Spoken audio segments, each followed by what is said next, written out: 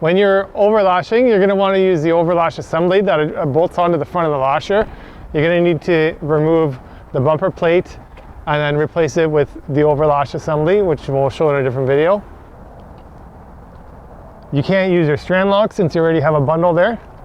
So you're going to want to tuck it out of the way. You can rotate it about 45 degrees back and then push it right up into that slot so it hides nicely away from your bundle.